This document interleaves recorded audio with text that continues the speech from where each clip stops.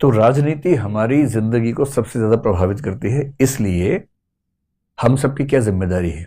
पहले कम से कम राजनीति को ठीक से समझें, उसे खारिज ना करें, दूर ना भागें, समझें, सारे दलों का अंतर समझें, राजनीतिक प्रसंगों में रुचि लें, अपनी एक राय बनाएं, अपनी तार्किक राय से अपने आसपास के लोगों को प्रभावित करें, उनको थोपे नहीं लेकिन हाँ बातचीत करें, गहरी बातचीत करें, ताकि समाज में चर्चाएं हो राजनीतिक। इसी को बोलते हैं पॉलिटिकल सोशलाइजेशन, राजनीतिक समाजीकरण। तो जब लोग राजनीति को गहराई से समझेंगे तो उनका वोट देने का तरीका बेहतर होगा, और जब समाज के सब लोग सोच समझकर वोट डालेंगे तो सरकारें बेहतर बनेंगी, सरकारें बेहतर बनेंगी तो हम सबकी जिंदगी और बेहतर होगी। इसलिए अगर यूथ ये कहे कि ना हम तो रील बनाएंगे, ना हम तो शॉर्ट बनाएंगे, हमें पॉलिटिक्स से क्या मतलब है, वो समझ नहीं रहे कि रील भी इसलिए बना पा रहे हैं कि पॉलिटिक्स ठीक चल रही है। नॉर्थ कोरिया में होते रील भी ना बना पाते।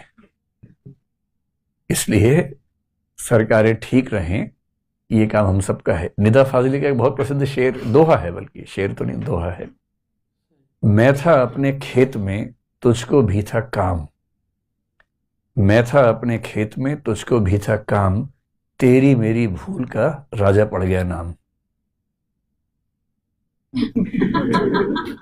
आप इससे कुछ और मतलब समझ नहीं लग रहा है।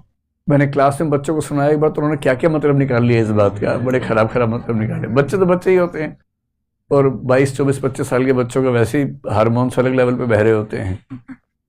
तो मैंने क्लास में पूछा, मैंने कहा अच्छा इस दोहे का मतलब बताओ, मैं था अपने खेत में तुझको भी था काम, तेरी मेरी भूल का राजा पड़ गया नाम। इसका मतलब दरअसल ये है कि तुमने भी ध्यान नहीं दिया, मैंने भी ध्यान नहीं दिया, कुछ लोग ताकतवर बन के राजा बन गए और हमारा शोषण कर रहे हैं।